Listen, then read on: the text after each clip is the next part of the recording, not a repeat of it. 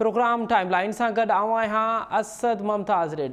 नाज़रीन, कराची ऐं हैदराबाद में चूंडूं थींदियूं, मकानी चूंडूं या कोन थींदियूं, इन हवाले से गुज़िरियल 24 कलाकनि में हिन वक्त ताईं जेका अपडेट थी है उहा अञा ताईं गैर यकीनी वारी सूरत हाल में आहे। गुज़िरियल राति सिंध हुकूमत फ़ैसिलो कयो हो त छाकाणि त हदबंदियुनि वारो मामिलो अञा तय नाहे ऐं उन जेका अहम इतादी आहे MQM उहा हदबंदियुनि वारे मामले ते राज़ी कोन्हे। सो इलेक्शन कमीशन खे उन लेटर लिखियो हो त चूंडूं मुलतवी थियनि। अॼु इलेक्शन कमीशन उन फ़ैसिले खे रद्द कंदे हर सूरत में 15 तारीख़ ते यानी आचर वारे ॾींहुं 15 जनवरी ते आचर वारे ॾींहुं हैदराबाद ऐं कराची में ऐं ॿियनि ज़िलनि में जेको आहे उहो मकानी चूंडूं कराइण जो फ़ैसिलो कयो आहे। अॼु प्रोग्राम असां इन ते ई ॻाल्हाईंदासीं त आख़िर MQM छो पई चाहे त मकानी चूंडूं मुलतवी थियनि, उनजो मौक़िफ़ कहिड़ो आहे ऐं हाणे उन मौक़िफ़ खे वरचाइण जी कहिड़ी ज़रूरत आहे जॾहिं त 11th आर में अगरि चूंडूं मुलतवी थींदियूं त उनजो फ़ाइदो कंहिंखे थींदो ऐं MQM जो जेको मर्जर थियो आहे उहो केतिरो असरअंदाज़ थींदो इन मकानी चूंडुनि ते ऐं गॾोगॾु PTI जो मौक़िफ़ कहिड़ो आहे ऐं सिंध हुकूमत जो मौक़िफ़ कहिड़ो आहे। इन प्रोग्राम में ते ॻाल्हाईंदासीं, पर उनखां पहिरियां कानूनी नुक़्ते नज़र त छा इलेक्शन कमीशन सिंध हुकूमत जो फ़ैसिलो रद्द करे सघे थी पई, इलेक्शन कमीशन जा रूल्स छा था चवनि ऐं जेकॾहिं इलेक्शन कमीशन जा अगरि फ़ैसिलो रद्द थी करे त पोइ जेको ऑर्डिनेंस वारो मामिलो आहे उहो ऑर्डिनेंस केतिरो असरअंदाज़ थींदो इलेक्शन कमीशन जे फ़ैसिले ते। प्रोग्राम जे असां इन ते ॻाल्हाईंदासीं। असांजे प्रोग्राम में जॉइन कयो आहे सादिक इफ़्तिख़ार साहब, पाण वज़ीर आज़म जा मामले ख़ासि आहिनि, MQM सां संदन तालुक़ अथनि ऐं उन सां गॾोगॾु असांखे जॉइन कयो आहे बैरिस्टर ज़मीर घुमरो साहब, पाण अॻूणा एडवोकेट जनरल रहिया आहिनि सिंध जा, नाले वारा कानूनदान आहिनि। ज़मीर साहब, अव्हां खां प्रोग्राम जो आगाज़ पिया कयूं त पहिरियां त इहो ॿुधाइजो त इलेक्शन कमीशन जा रूल्स छा पिया चवनि, छा इलेक्शन कमीशन सिंध हुकूमत जे काबीना जो फ़ैसिलो रद्द करे सघे थी? ॾिसो, बुनियादी तौर ते जेको आहे सो ज़िम्मेवारी आहे इलेक्शन होल्ड करण जी जेको आहे उहा इलेक्शन कमीशन ऑफ पाकिस्तान जी आइन जे आर्टिकल 218 में ऐं लोकल गवर्नमेंट जूं इलेक्शन्स जेको आहे सो पहिरियों त जेको आहे सो सूबे वटि हूंदो इहो पावर, पोइ वरी जेको आहे सो इहो मर्कज़ खे ॾिनो वियो ऐं इलेक्शन कमीशन ऑफ पाकिस्तान कराईंदी आहे। उन में काफ़ी इशूज़ थिया आहिनि, उन में असां नथा वञणु चाहियूं त इहो जेको पावर हो सूबनि वटि रहणु घुरिजे हा, छो त इलेक्शन कमीशन जो एतिरो कमु वधी वियो आहे जो दल बदीन वारी यूनियन काउंसिल जी इलेक्शन उहो ॾाढो डिफिकल्ट कमु थी वियो आहे इलेक्शन कमीशन लाइ। लेकिन बुनियादी तौर ते जेका ज़िम्मेवारी आहे उहा इलेक्शन कमीशन ऑफ पाकिस्तान जी आहे ऐं उनखां पोइ तव्हां ॾिठो हूंदो त लोकल गवर्नमेंट इलेक्शन पंहिंजो मुद्दो जेको आहे सो लोकल काउंसिल जो सिंध में जेको 2020 में ख़तमु थियो आहे, उनखां पोइ कंटिन्यूअसली जेको आहे सो शेड्यूल ईंदा रहिया आहिनि ऐं पंहिंजो कोर्टुनि में केस वेंदा रहिया आहिनि, हाई कोर्ट में, सुप्रीम कोर्ट में, ऐं शेड्यूल तब्दील थींदा रहिया आहिनि या पोस्टपोन थींदी रहियूं आहिनि इलेक्शन। त मुंहिंजे ख़्याल में उन हवाले सां इलेक्शन कमीशन ऑफ पाकिस्तान पंहिंजो जॾहिं लास्ट शेड्यूल जारी कयो हो त हीउ मामिलो सुप्रीम कोर्ट ताईं बि वियल हो त उनखां पोइ हुननि जो जेको आहे सो डिटर्मिनेशन हुई त छो त कोर्ट्स में जेको आहे सो पोलिटिकल पार्टी वियल हुयूं, जमायत इस्लामी ऐं पार्टियूं वियल हुयूं, त उन्हनि कोर्ट ई हिननि खां शेड्यूल वरितो हो त चई असां 15 जनवरी ते इलेक्शन कराईंदासीं ऐं उन ते पोइ को ख़ासि जेको आहे सो एतिराज़ न हुयो पॉलिटिकल पार्टीज़ जो। पर हींअर जेको आहे पंहिंजो जेका एतिराज़ थिया आहिनि त उहे पॉलिटिकल जेको आहे सो मुंहिंजे ख़्याल में उहे लीगलिटी सां जेको आहे घटि तालुक़ रखनि था, उहो पॉलिटिकल, पर बुनियादी तौर ते इलेक्शन जी ज़िम्मेवारी जेका इलेक्शन कमीशन पाकिस्तान जी आहे उनखे ई कराइणो आहे। त हाणे जेको इलेक्शन कमीशन सिंध हुकूमत जो फ़ैसिलो रद्द कयो आहे इनखे भला चैलेंज करे सघिजे थो? ॾिसो, उन में ॾिसो अॼु जुमे जो ॾींहुं आहे, 15 तारीख़ ते आचर ते इलेक्शन आहे ऐं सॼी जेको आहे सो सिंध गवर्नमेंट जेको आहे सो पंहिंजी मशीनरी जेको आहे सो गियर अप करे छॾी। उन जे करे जेको आहे सो इलेक्शन कमीशन ऑफ पाकिस्तान जेको आहे जेको डिलिमिटेशन वारो नोटिफिकेशन आहे सिंध गवर्नमेंट जंहिंखे पंहिंजो कैंसिल कयो हो उनखे सेटिसाइड कयो आहे, शायदि जेको मूं ॿुधो आहे उनखे सेटिसाइड कयो आहे त असां इलेक्शन हर सूरत में कराईंदासीं ऐं इन ते शुरूअ में जेको आहे सो एॾो को एतिराज़ कोन आयो, उनखां पोइ जेके एतिराज़ शुरू थिया ऐं उन्हनि जो एतिराज़ जो बेसिस उन इहो ॼाणायो आहे त एतिराज़ जो बेसिस पॉलिटिकल आहे, को लीगल कोन्हे, छो त इन ते पहिरियों एतिराज़ कोन थियो। ठीकु आहे ज़मीर साहब, अव्हां असां सां गॾु ई रहिजो। असांखे जॉइन कयो आहे वज़ीर आज़म जो मामले ख़ासि ऐं MQM जो अॻुवाण जनाब सादिक इफ़्तिख़ार साहब। सादिक इफ़्तिख़ार साहब, प्रोग्राम में खुश आमदीद। सादिक इफ़्तिख़ार साहब, आखिर क्यों MQM जो है वो 11th आवर में चाह रही है कि इलेक्शन मुलतवी हों, जबकि PTI का ये मौक़िफ़ है कि ये पीपल्स पार्टी और MQM दोनों फरारियत अख्तियार करें, फरार होने चाहते हैं इलेक्शन से? देखिए, ये तो बड़ा मासूमाना तज्जिया है जी। ऐसी बात बिल्कुल नहीं है। MQM हमेशा इलेक्शन के लिए खड़ी है और अपनी जगह किसी को देने के लिए तैयार नहीं है। हाँ, बहरहाल फ्री एंड फेयर इलेक्शन और रूल्स से अबाइडिंग इलेक्शन, ये एमक्यूएम का डिमांड है और ये एमक्यूएम का हक है, और ऊपर से कराची वाले और सिंध के रहने वालों का हक है। डीलिमिटेशन की जहां तक बात आती है, जिस तरह हल्का बंदियां हुई हुई हैं मेरे भाई, उसमें ये है कि 90,000 की हमारी यूसी और बाकियों की 20,000 की यूसी। तो हमारे 3 पहलवान, इनके 1 पहलवान, ये तो कहीं से भी सरासर नाइंसाफी है। तो गुमरो साहब जो बता रहे थे कि ये हमारी पॉलिटिकल बेसिस पर एतराजात है, नहीं, हम हाई कोर्ट का भी दरवाजा खटखटा चुके हैं, इलेक्शन कमीशन को पहले भी बता चुके हैं कि भाई ये हल्का बंदी का इशू है, जो हमारी, जब हमने प्राइम मिनिस्टर को प्राइम मिनिस्टर नहीं रहने दिया और नए प्राइम मिनिस्टर बनाए, तो हमारी जो 5वीं शिक है उसमें डीलिमिटेशन की शिक है। तो ये हमारे लिए हमेशा से एक बहुत ही जरूरी नुक्ता रहा है डीलिमिटेशन का। तो इसी पर हमने हल्का बंदियों पर ही आगे बात की और आगे बात करते रहेंगे, और उम्मीद है आज भी 11th आवर हो या 10th आवर हो, तो उस पर हम कराची वालों की या सिंध के लोगों की आवाज उठाते रहेंगे। लेकिन सादिक साहब, आप कोर्ट में गए, कोर्ट को आपने ब्रीफ नहीं कर पाए, वहाँ पे भी कोर्ट ने भी यही कहा कि अब इलेक्शन होने हैं, वहाँ पे भी आप केस जो है आपका या तो कमज़ोर था या आपने सही ब्रीफ नहीं कर पाए वहाँ पे, और फिर दोनों दरख्वास्तें आपकी रद्द हुई हैं परसों। अब तो कोई और रास्ता नहीं है कि सिवाय इसके कि आप बाइकआउट कर लें या इलेक्शन लड़ें। देखें, बाइकआउट लड़े करें या इलेक्शन लड़ें, ये ऑब्वियसली ऑप्शंस एमक्यूएम के पास अवेलेबल हैं, लेकिन मुझे आज भी इस पहर भी ये उम्मीद है, मैं अभी मीटिंग से, राब्ता कमेटी की मीटिंग से निकला हूं और हमारी कुछ बातचीत चल रही है, आज भी उम्मीद है कि पीपल्स पार्टी जो सच और हक की बात है वो करेगी, जो बिलावल साहब और जरदारी साहब ने हमसे वादा वफा किया है उस पर पूरा करेंगे। तो मुझे आज भी उम्मीद है कि देखिए इनकी जो मरकजी क़यादत है। क्या वादा किया था सादिक साहब, क्या वादा किया था आपके साथ? भाई डीलिमिटेशन जो शिक थी, जो हमने साइन की थी, जिस पर बाकी सब गारंटर हैं, ये वादा है। ये वादा है कि फ्री एंड फेयर इलेक्शन होंगे, ये वादा है कि डीलिमिटेशन होगी, ये वादा है कि सेंसस होगा। आप कोई भी वादा वफा ना हो तो फिर तो मतलब आपको किसी भी पार्टनरशिप पर फिर आदमी को यकीन नहीं रहता, फिर तो हमारे लिए आगे दरवाजे खुले हैं। लेकिन जहां तक मुझे, और मैं भी कुछ मीटिंग्स में जरदारी साहब, बिलावल साहब के साथ बैठा हूं, वो अच्छे नीयत के साथ और अच्छी सोच के साथ इन्होंने हमारे मौक़िफ़ की तायीद की है और हमें यही कहा है कि नहीं, आपकी ये वजह है कंप्लेन और इस पर हम नजरसानी भी करेंगे, बल्कि एक्शन करेंगे और बल्कि अग्री किया। बहरहाल होता है, देखें सियासत है, इसमें चीजें होती हैं। यहाँ मरकजी लीडरशिप ने भी कुछ सुस्त रवि इख्तियार की। अब you are right, it's at the 11th hour, confusion create कर रहा है, बट हम अपनी जगह पर डिटरमिन्ड है। क्या सादिक साहब गवर्नर आपके है, कितने चांसेस हैं कि आप वहां से ऑर्डिनेंस लाएं गवर्नर की जानिब से इलेक्शन मुलतवी करने के? मेरे भाई, ऑर्डिनेंस जब होगा, जब सीएम आगे फॉरवर्ड करेगा ना गवर्नर साहब को, तो गवर्नर थोड़ी को ऑर्डिनेंस साइन करेगा जब तक सीएम आगे पेश नहीं करेगा। तो ये मंजूरी होगी आपकी प्रोविंशियल गवर्नमेंट की। जी। तो आखिरी क्या बात हुई है पीपल्स पार्टी के साथ? ऑर्डिनेंस की कोई बात हुई है? कोई ऑर्डिनेंस आ जाएगा 1-2 घंटे में? देखें, अभी तो जो बातचीत चल रही है वो तो ये चली थी जिसके बेसिस पर इन्होंने ये इलेक्शन कमीशन को नोटिफिकेशन दिया।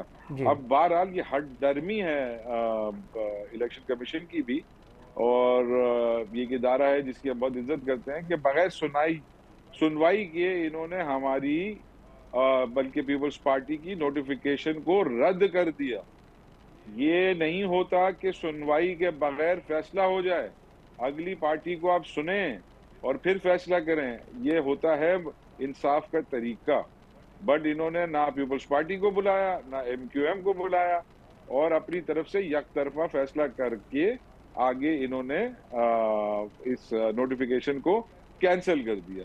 तो ये कहीं भी बैठे हुए हैं गुमरो साहब, काफी अच्छा नाम रखते हैं इनको, ये भी आपको बताएंगे कि विदाउट हियरिंग एक्स पार्टी ऐसे डिसीजन नहीं होता।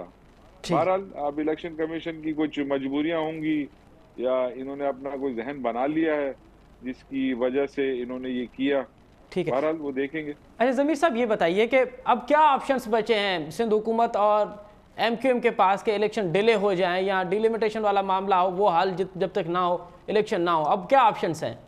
देखिए जो है वो इलेक्शन को लिजिटिमेसी तो चाहिए। अगर मेजर पॉलिटिकल पार्टी जो है वो इलेक्शन में पार्टिसिपेट नहीं करेगी फॉर एनी रीजन, हम उस रीजन में नहीं जाना चाहते जी, क्योंकि डिलिमिटेशन का प्रोसेस भी जो है वो लीगल होता है, उसमें प्रपोजल्स बनते हैं, वो प्रपोजल्स पर ऑब्जेक्शंस होते हैं, बाद में फाइनल होते हैं। अभी उस प्रोसेस में क्या हुआ क्या नहीं हुआ उसमें हम नहीं जाना चाहते, जी, लेकिन इलेक्शन को लिजिटिमेसी तो चाहिए। ऐसे तो नहीं इलेक्शंस होंगे ना कि मेजर पॉलिटिकल पार्टी आउट हों और इलेक्शन हो जाएं। मेरे ख्याल में इलेक्शन कमीशन, सिंध गवर्नमेंट और एमक्यूएम को बैठकर कोई हल निकालना होगा और जो डिलिमिटेशंस पर जो है वो किस तरीके से जो है वो एतराज, क्योंकि डिलिमिटेशन के खिलाफ जो है वो पूरे सिंध में डिलिमिटेशन हुआ है जी, तो पूरे सिंध में जो डिलिमिटेशन पहले प्रपोजल बने थे, उनके बाद वो ऑब्जेक्शन आए लोगों के, उनके बाद फाइनल हुए, उनके बाद कोर्टों में जो है वो लोग गए, इलेक्शन कमीशन के पास गए, तो वो तो खत्म ही हो गए, उसमें कितनी गुंजाइश है। और सिंध गवर्नमेंट के जो नोटिफिकेशन जो है वो कैंसिल किया है, वो भी जाहिर है उसमें लीगल चैलेंजेस आएंगी, दूसरी पार्टी भी करेंगी। तो बाकी जो मैं कहता हूं कि जो डिलिमिटेशन में जो जो किसी के रिजर्वेशंस हैं वो तो दूसरी बात है, लेकिन एज अ लोकल गवर्नमेंट की जो इलेक्शंस की लेजिटिमेसी है कि अगर मेजर पॉलिटिकल पार्टीज आउट होंगी तो मेरे ख्याल में इसका तो हल उनको निकालना पड़ेगा। लेकिन जबीर साहब मेरा फिर सवाल ये है कि क्या आईनी तौर पे क्या ऑप्शंस हैं अब भी सिंध हुकूमत के पास कि ये इलेक्शन डिले हो जाएं? देखिए इस्लामाबाद में भी ये इलेक्शन इसी तरह से हुआ था कि इलेक्शन में जो है वो हाई कोर्ट ने ऑर्डर किया था कि कल इलेक्शन होंगे जी, वो इलेक्शन इस्लामाबाद में नहीं हो सके थे क्योंकि practically it was not possible. ठीक तो है, मेरे ख्याल में अभी जो ये मामला हुआ है इसमें शायद मुझे जो इन्फॉर्मेशन है, जी, मीटिंग जो है वो चल रही है चीफ सेक्रेटरी के अंदर, मेरे ख्याल में उसमें इलेक्शन कमीशन के उहदेदारान भी हैं, जी, तो मेरे ख्याल में कोई रास्ता निकाल लेंगे।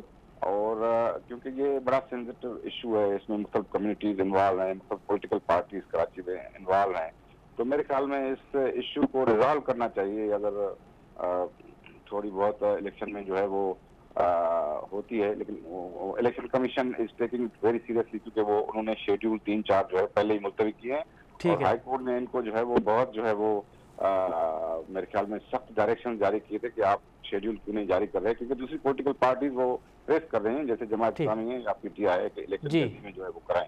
तो ये कोई उसमें पॉलिटिकल भी एलिमेंट है और लीगल एलिमेंट भी है, लेकिन कराची के पीसफुल हालात के लिए ये जरूरी है कि सभी पॉलिटिकल पार्टीज उसमें जो है वो विलिंगली और जो है वो उसको कोई शिकायत नहीं हो तो वो पार्टिसिपेट करें, तो वो प्रोसेस जो है वो लेजिटिमाइज हो जाएगा। ठीक है। अच्छा सादिक इफ्तिखार साहब, अब पीटीआई ये भी एक ब्लेम कर रही है कि एमक्यूएम की तो तैयारी नहीं है। 163 यूसीज हैं अपना कराची में, उनके पास तो उम्मीदवार ही नहीं है। आपके तो 123 उम्मीदवार आपने खड़े किए हैं यूसी, यानी 163 से आपने 123 उम्मीदवार खड़े किए हैं। आपके पास तो उम्मीदवार ही नहीं है, आपकी तो तैयारी ही नहीं है, इसलिए भी आप फरारियत अख्तियार करना चाहते हैं। नहीं देखिए, इसमें उम्मीदवार होना ना होना सवाल नहीं है। देखिए, जब आप इलेक्शन कैंपेनिंग में उतरते हैं तो आप उन हलकों पर कॉन्सेंट्रेट करते हैं जहां आपको लगता है कि आपके चांसेस हैं। देखिए, it's a process, electioneering is a process. अब देखें, पीटीआई का तो वतीरा यही रहा है कि इनको बातें करनी है और रीजंस चाहिए, एक्सक्यूजेस चाहिए। अब बहरहाल आपको भी पता है कि पिछले इलेक्शन में इनका कितना एक्सपीरियंस रहा है। देखिए, पीपल्स पार्टी हो गई, एमक्यूएम हो गई, मंजीवी जमात है, इलेक्शन प्रोसेस से गुजर चुकी हैं। तो ऐसा तो नहीं है कि एमक्यूएम के पास कैंडिडेट नहीं रहे, बट ऑब्वियसली देखें कोई रैशनैलिटी और रीजनिंग होगी जिसकी बुनियाद पर, और है जिसकी बुनियाद पर हर हल्के में देखें जहां एक पीपल्स पार्टी का स्ट्रांग होल्ड हो या जहां हमारा वोट बैंक ही ना हो, जिस तरह हल्का बंदियां हुई भी हैं, वापस उसी तरफ आता है। तो वहां हमारा तो वोट बैंक ही नहीं है, वोट बैंक ही काटा गया। 90,000 पर हमारी यूसी बनाई गई है, 20,000 पर दूसरी यूसी बनी गई है। तो इसकी वजह से काफी देखे रिजर्वेशंस पहले भी उठ चुकी हैं, बंद कमरों में और कमरों के बाहर भी और रोड पर, ये सारी बातें हो चुकी हैं। तो ये कुछ रीजंस है जिसकी बुनियाद पर सारे कैंडिडेट्स। अच्छा सादिक साहब ये बताइएगा, कि हमने देखा कि 2002 में भी आपने बाइकआउट किया था अपना इलेक्शन से, जो मकानी इलेक्शन होते हैं, बल्दियाती इलेक्शन से। क्या अब भी एमक्यूएम इस ऑप्शन पे भी गौर कर रही है कि रात कोई खबर आ जाए कि एमक्यूएम कराची के बड़ी जमात ने बाइकआउट कर लिया है कराची के बल्दियाती इलेक्शन से? देखें, हमारे पास काफ़ी ऑप्शंस अवेलेबल हैं, बाइकआउट का भी ऑप्शन अवेलेबल है। और देखिए, हमारा जो मुआहिदा हुआ था वो वफाक में गारंटर्स के साथ हुआ था।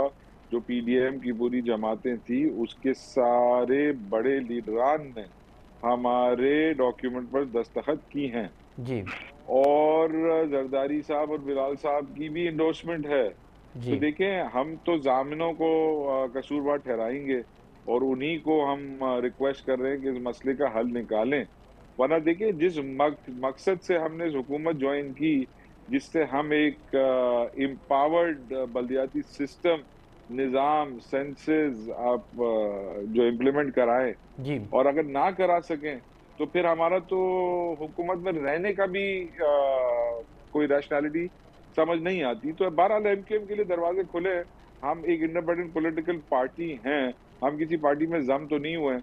तो ये सारे ऑप्शंस हमारे लिए आज भी अवेलेबल हैं।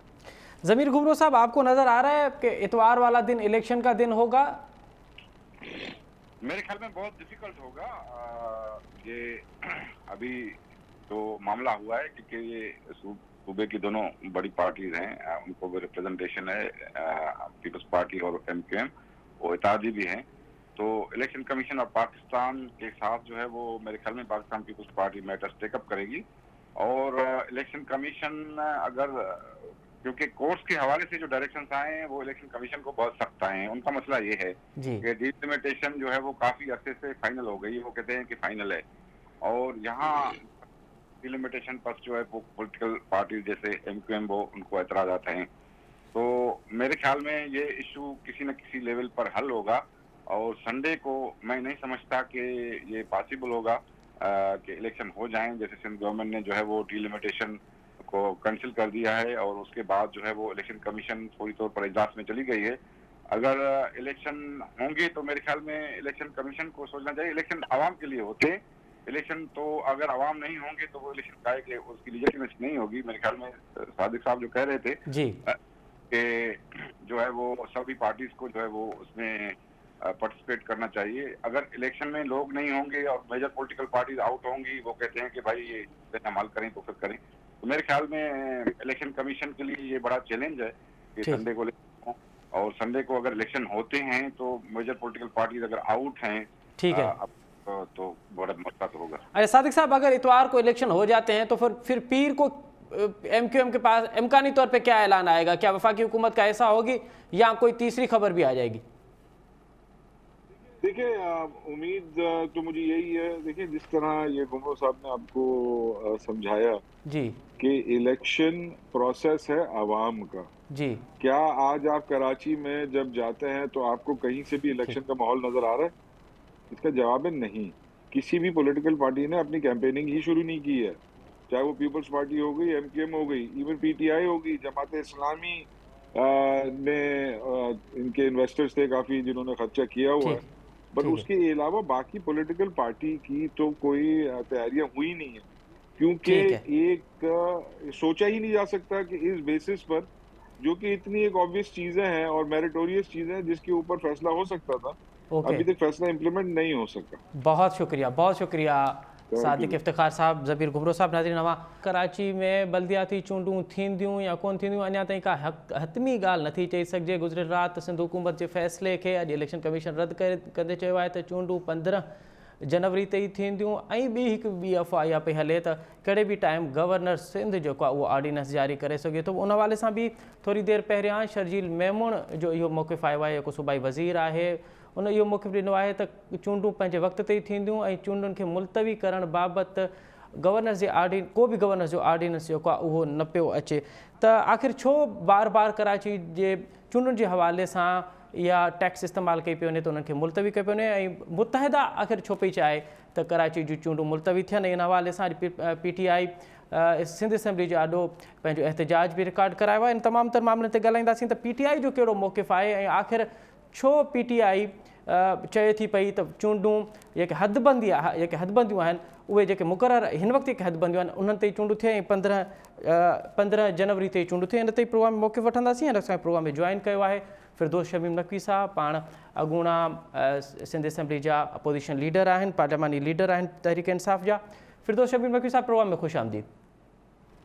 बहुत बहुत शुक्रिया जनाब। अच्छा फिरदौस शबीर मक्की साहब, ये जो 2 दिन से कराची की इलेक्शन के हवाले से जो फैसले हुए और फिर आपकी नज़र में गुजरी होगी कल की प्रेस कॉन्फ्रेंस अपना MQM की, पहले तो ये बताइए कि इस पे आपका क्या मौक़िफ़ है कल वाली प्रेस कॉन्फ्रेंस के मुतालिक, और जो रात जो सिंध हुकूमत ने फैसला किया इलेक्शन को डिले कराने का।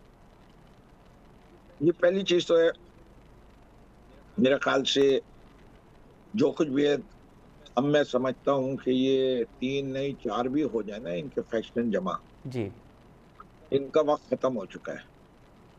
जो उर्दू बोलने वाले हैं जी उनको अब इस बात पे यकीन हो चुका है कि लीडर हुए आबाद और महाजिर हुए बर्बाद। और 92 के बाद से इनके जो बड़े लीडर थे ना, अल्ताफ हुसैन, जिनकी ये वाकयात हैं, जी उनको कराची के लोगों ने देखा भी नहीं, वरना वो वैसे भी रिजेक्ट कर देते अगर उनकी। जी इनकी बात पे अभी कोई असर कुछ नहीं रहा, इररेलेवेंट है। क्यों कह रहे हैं हम? इससे क्या, अभी 2 इलेक्शन हुए, जी दोनों इलेक्शन के अंदर इनको बहुत बड़ी लंबी मार पड़ी। दोनों इनके चेयरमैन हजरात ने लड़े, एक डिस्ट्रिक्ट पुलिस का चेयरमैन था और एक डिस्ट्रिक्ट कोरंगी का चेयरमैन था। उनको सपोर्ट भी किसकी थी? PDM की सपोर्ट थी। सारी जमातों ने मिलके भी तहरीके इंसाफ के महमूद मौलवी साहब को नहीं हरा सके। ठीक है। ये कहते थे कि फारूक सत्तार वो इलेक्शन जीते हुए थे। जी भाई अब तो आपकी हुकूमत थी, अब तो कोई मसला नहीं था। हमें तो 2018 में इन्होंने कहा हमसे सीटें छीनी गई, चोरी की गई। भाई अब तो आपकी हुकूमत थी। जो ये इलेक्शन हुआ ये भी फेयर एंड फ्री नहीं था। इतनी पार पड़ी कि जितने वोट आप सारी जमातों को मिले थे उससे दुगने वोट PTI को मिले। चलिए, उसके बाद कोरंगी का इलेक्शन हुआ, दूसरे चेयरमैन साहब लड़े, रजा साहब। जी ठीक है जी। वहां क्या हुआ? MQM 14,000, PTI 58,000। वहां भी MQM को पीछे सपोर्ट कौन कर रही थी? PDM। तो इन्हें या 3 में ना 13 में इनका मैंडेट खत्म हो चुका है। कराची के अवाम भत्ताखोरी नहीं चाहते दोबारा आए, कराची के अवाम बोरी बंद लाशें नहीं चाहते, कराची के शहरी अमन अमान चाहते। इस शहर की बदहाली में जितना बड़ा पाकिस्तान पीपल्स पार्टी का किरदार है, उससे थोड़ा ही कम जो है वो MQM का है। नहीं यकीन आता, जाके कराची वाटर सीवरेज बोर्ड में देख लो कितनी नौकरियां दी हैं इन्हीं ने, और उस इदारे को कैसे तबाह हुआ। खुद की MCM के हालात देख लो, कोई मॉडर्न दफ्तर कोई लगता है? वसीम अख्तर एक दफ्तर नहीं चला सक रहे थे सही तरीके से, उसके हालात देख लीजिए जाके। आपने इन्हें कोई इंस्टीट्यूशन नहीं बनाई अपने जमाने में। 3 मेयर गुजरे इनके, इसी तरह 3 मेयर जमात इस्लामी के गुजरे। अगर आज शहर की जमो हाली है जी तो ये कि 2-4 साल में नहीं होती। शहर 2-4 साल में कभी ना बनते ना बर्बाद होते, जी जमाना लगता है। तो इसके पीछे इस शहर के ऊपर। लेकिन फिरदौस शबीर मक्की साहब, आज एक और प्रेस कॉन्फ्रेंस हुई और उसमें मुस्तफ़ा कमाल ने कहा है कि आपने भी जो जिक्र किया कि कोरंगी में जो इलेक्शन हुआ, लेकिन वो कह रहे हैं कि कोरंगी के इलेक्शन में PSP और मुत्तहिदा के वोट देखे जाएं तो फिर तो हमारे वोट ज़्यादा हैं, हमारा वोट बटा हुआ था, इसलिए PTI को स्पेस मिला। के पास इलेक्शन का रिजल्ट है, खोल लीजिए। जो ओपन चैलेंज है, मुस्तफा कमाल नंबर दिखाए ना। ये वो उसकी नहीं बात कर रहे, ये बात कर रहे हैं NA 240 जी कॉमरेड इकबाल के इंतकाल के इलेक्शन, उसमें PTI ने हिस्सा नहीं लिया था। चलिए ये ठीक है, ये ठीक है कि अब जो 9 इलेक्शन हुए थे, मैं दोनों आप 2 मुख्तलिफ इलेक्शन की बात कर रहे हैं। चलिए ठीक है, अब जो माजी का रिजल्ट रहा वो सबके सामने। लेकिन अब हम आते हैं बल्दियाती इलेक्शंस पे। आपको क्यों लगता है कि MQM और पीपल्स पार्टी फरार होना चाहती हैं बल्दियाती इलेक्शन से? ये देखिए, बड़ी वाज़ेह सी बात है। MQM जो है, अव्वल तो उनकी देखे तैयारी क्या है। उन्होंने 163 सीटों पे सिर्फ चेयरमैन, वाइस चेयरमैन या यूपीज में हिस्सा ले रहे हैं, तो उनका तो मेयर वैसे ही नहीं बन सकता। इसलिए 240 में आपको 123, 246 में 123 चाहिए। अब उनको उम्मीद है कि 163 में से वो 123 जीत लेंगे, जरा खाम ख्याली। दूसरी तरफ वो सिंध हुकूमत के साथ जो कुछ नेगोशिएट कर रहे थे उसमें कराची के, हैदराबाद के अवाम को तो अभी तक कुछ नहीं मिला। जी एक साहब जो हैं, जो एमकेएम से ताल्लुक नहीं रखते, वो गवर्नर बन गए। गवर्नर बनने के बाद उन्होंने जो कुछ कर रहे हैं वो भी सबके सामने है। उन्होंने पहले भी तिजोरी खोल के जो थे वो गवर्नर बने थे, अब वो तिजोरी खोल के सबको मुत्तहिद कर रहे हैं। गवर्नर के दफ्तर की तो उन्होंने, कैसे कहते हैं ना, साख को ऐसी तैसी करके फेंक दिया। अच्छा, अब ये उन्होंने फिरदौस साहब, हासिल फिरदौस साहब आप तिजोरी का जिक्र कर रहे हैं, तो उस तिजोरी जो खुली है तिजोरी, उससे कौन फायदा किसको हो रहा है, किसको नवाजा जा रहा है उस तिजोरी से? पहले पहले पहले नहीं, पहले तो कामरान तिजोरी है ना उनका नाम। पहले तो उन्होंने पैसे लगा के जो आदमी को एमक्यूएम से निकाल दिया गया था वही गवर्नर बन गया। कराची का क्या फैसला करती है जमात, बिकने को हर वक्त तैयार है। पहले नोट लग गए उनको, मुल्क की बीमारी, सबसे बड़ी जो बीमारी है इस मुल्क को जो भारी है, उसने नोट लगाए सिंध हाउस में, तो उन्हीं ने रिजीम चेंज का हिस्सा बन गए। फिर तिजोरी ने अपनी तिजोरी खोली तो वो गवर्नर बन गया। पहले भी फारूक सत्तार उनके गीत इसीलिए गाते थे कि सारी वही तिजोरी से उनकी फाइनेंसिंग होती थी। तो इनका किरदार जो है पूरे शहर कराची ने देखा है। इलीगल बिल्डर, उनकी बिल्डिंग अभी तोड़ी गई हाई कोर्ट के ऑर्डर पे। क्यों? उसके खिलाफ उन्होंने कोई एक्शन नहीं। ऐसे गलत काम करने वाले आदमी को अगर आप ऐसे ओहदे देंगे तो आप बहुत बड़ी मिसाल कायम करते हैं। चलिए आगे चलें शख्सियत से। तो वो तो ठीक है, इसके अंदर जो है, इनको जो सबसे बड़ा मसला आया हुआ है कि इन्होंने अगर इस गवर्नमेंट को सपोर्ट कर रहे थे जी तो ना ये कानून तब्दील करा सके बल्दियात का, जी ना ये डिलिमिटेशन अपनी मर्जी की करवा सके, जी ना इनका एडमिनिस्ट्रेटर लगा, जी, और अब इनको पास कराची के और हैदराबाद के लोगों को दिखाने के लिए कुछ नहीं है। ठीक है, तो अब इन्होंने लगाई है तड़ी, उर्दू के अल्फाज में तड़ी जो है इन्होंने दी है गीदड़ भपकी, अच्छा, कि या तो तुम जो है इलेक्शन रुकवाओ, वरना, अब वो वरना ये खुल के नहीं कह रहे, सर ये कह रहे हैं कि हम हुकूमत छोड़ दें। हाँ, ये आप सही कह रहे हैं कि वरना वरना की वजाहत नहीं कर रहे, लेकिन वो ये कह रहे हैं कि हम शरीफ क्या हुए, बाकी सब बदमाश बन गए। हाँ जी, वो बात ये है ना, अब जो बदमाश होता है उसको जो है वो बदमाशी अव्वल तो छोड़ता नहीं है। क्या है उर्दू का मुहावरा, चोर चोरी से जाता है, हेरा फेरी से नहीं जाता जी। ये मुहावरा ऐसे ही नहीं बना था, ये लोगों ने सदियों एक चीज को ऑब्जर्व करते हैं तो मुहावरे बनते हैं, ठीक है ना।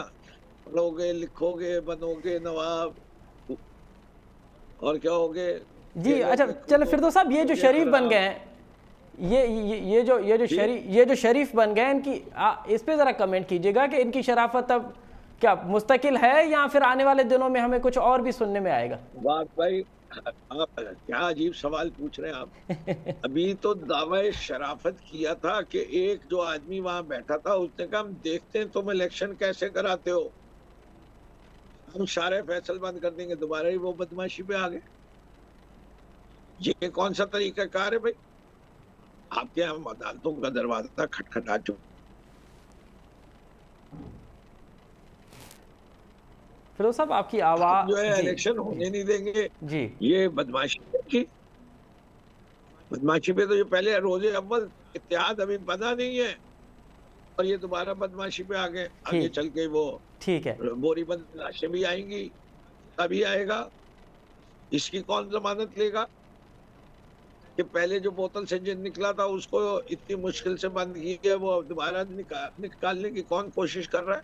ठीक है। अच्छा लेकिन फिरदौस साहब वो जो मौक़िफ़ दे रहे हैं कि हदबंदी वाला मौक़िफ़, हल्का बंदी वाला मौक़िफ़, उस पर तो पीटीआई भी एहतजाज करती रही है और पीटीआई तो कोर्ट में भी गई है। तो अब आप राज़ी कैसे हो गए हैं कि चलें इसी हल्का बंदी पे हम इलेक्शन भी लड़ लेते हैं? फिरदौस साहब आपकी आवाज़ जी। हम ये कह रहे हैं अगर किसी वक्त कोई भी इलेक्शन हो जी, किसी यूनियन काउंसिल के पहले इलेक्शन हो जी, वो नुमाइंदे आएंगे, उनकी आवाज जो है वो पब्लिक की आवाज हो जाती है, इससे वो सिलेक्टेड नहीं इलेक्टेड नुमाइंदे होते हैं। ठीक है। एडमिनिस्ट्रेटर अवाम की आवाज नहीं बन सकता, वो गवर्नमेंट सर्वेंट है। ये जो स्टाफ है सिंध गवर्नमेंट का वो अवाम के मसाइल ना समझता है ना उनकी आवाज है। तो इसलिए इलेक्टेड लोग हमेशा ज्यादा बेहतर होते हैं। ये मसला अपनी जगह है कि जो भातबंदियां हुई हैं जी वो सही नहीं हुई। इसके ऊपर हमने भी एहतजाज किया था जी जब ये हुई। जी ये कोई आज नहीं हुई। वाम के लिए, आपके नाज़रीन के लिए, 1 सितंबर 2020 से ये सिस्टम, बल्दियाती निज़ाम जो है वो डिसॉल्व है। आज हम 2023 में पहुंच गए, ठीक अभी तक इलेक्शन नहीं कराए, जबकि कवानीन कहते हैं 120 दिन में इलेक्शन होने चाहिए। सही अभी तो तकरीबन 850 दिन होने जा रहे, ओके 120 दिन के। तो आपको जितनी एहतजाज करनी थी करते। आप अप्रैल से इस हुकूमत का साथ हैं। आप अप्रैल के महीने में कहते ये तारीख आप अनाउंस नहीं कर सकते जब तक डिलिमिटेशन नहीं होती।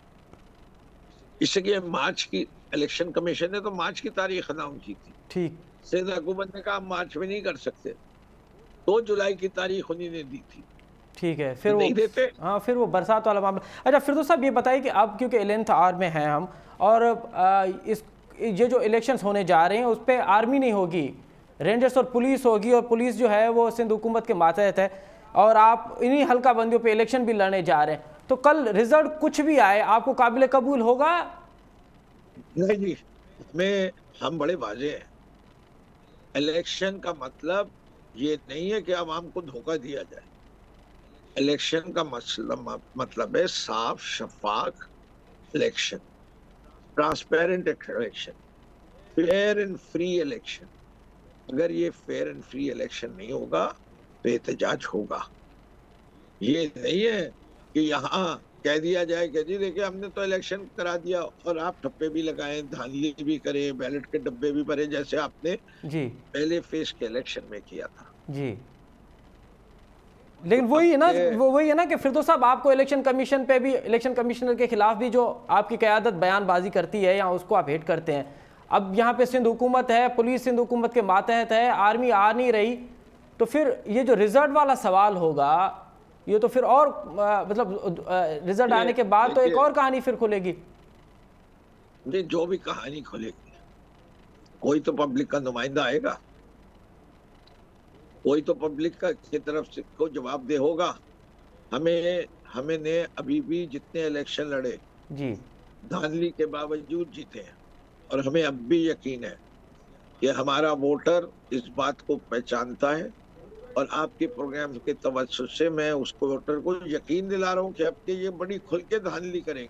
ठीक, इसका इलाज एक ही है, आप लोग इतना वोट डालें कि ये ठप्पे लगाते रहे और थक जाए, तब भी जितने वोट आप हमारे हक में डालेंगे उसके बराबर ना कर सकते। चलें ठीक है। अच्छा फिरदौस साहब, आप ये तो बात होती रही, लेकिन आपने एक बयान दिया है, वो बयान बड़ा कंट्रोवर्शियल बन गया है कि कराची में जो सिंधी आता है, जो पठान आता है, जो बलोच आता है, वो महाजर बन जाता है। ये कैसे मुमकिन है कि वो कैसे मुमकिन है कि खैरपुर का, एक शिकारपुर का बंदा कराची आता है तो वो महाजर बन जाता है?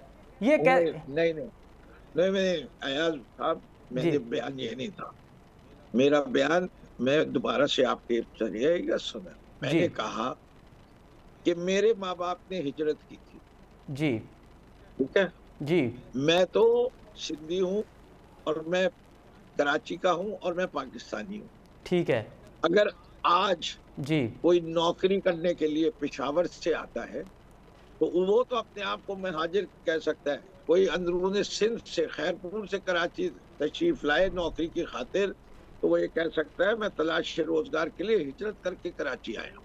या रहीम यार खान से आए, तो वो तो अपने आप को महाजिर कह ले। ये जो कराची नहीं, में ये सर, ये अपने आप को कैसे महाजिर कहते हैं? ये तो ठीक है, ये तो फिरदौस साहब, फिरदौस साहब, ये तो आर्ग्यू आपका ठीक है कि जो इस धरती पे पैदा हुआ है वो महाजर कैसे, लेकिन जो इस धरती के सदियों से रह रहा है, वो एक शहर से दूसरे शहर आ रहा है, तो ये तो ऐसा ही है कि जैसे लालू खेत वाला बंदा डिफेंस में आया तो वो महाजर, खुद को महाजर कहलाए।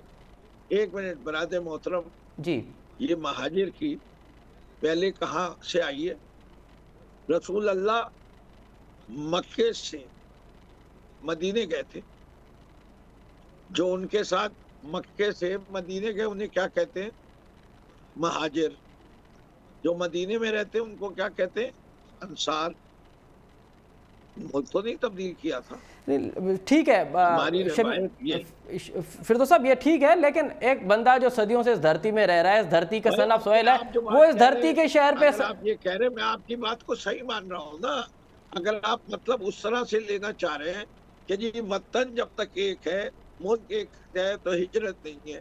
अगर मुल्क तब्दील करेंगे कि पाकिस्तानी अमेरिका चला जाए तो हिजरत कहलाएगा, लाहौर से कोई कराची आ जाए तो हिजरत नहीं कहलाएगा। अगर फिरोज आप साहब, मुझे ये कहें आपका तो जो मैं बयान कहूँ था, तो- ये जो आपका बयान था, उसमें बड़ा शदीद रद्द अमल आ रहा है, खासकर सिंधी से, जो सिंधी बोलने वाले हैं, जो सिंधी हैं, जो इस धरती के सन ऑफ सोइल है। तो आप वो समझ रहे हैं कि आपने उनकी दिल शिकन।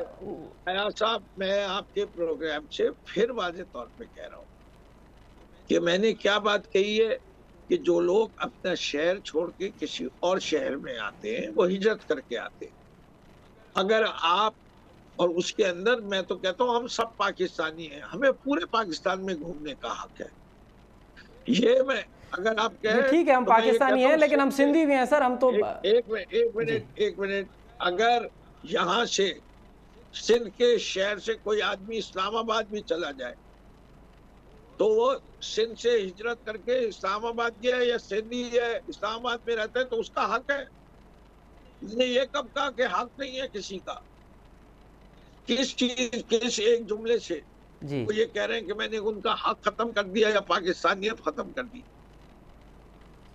लेकिन आपने बात ये जी, एक मामले को अगर तोड़ा जाए, तोड़ मरोड़ के गया, जो मैंने आपको दोनों मिसालें दे दी। आप कभी भी कहते हैं कि जी एक मुल्क का रहने वाला किसी और शहर में फिरदौस चला जाए, शमीम वो- नकवी महाजर है? मैं महाजिर नहीं हूँ, मैं पाकिस्तानी और सिंधी हूँ। बहुत बहुत शुक्रिया फिरदौस शमीम नकवी साहब, आपने हमें तफसीली तौर पे पीटीआई का मौक़िफ़ दिया और फिर आपका जो एक बयान था उस हवाले से भी आपने वजाहत की। नाज़रीन, वहाँ फिरदौस शमीम नकवी साहब जो मौक़िफ़ ॿुधो, प्रोग्राम जो वक्त पंहिंजी पुॼाणी थो पचे। असद मुमताज़ रेखे ॾींदा इजाज़त, सदाईं गॾु।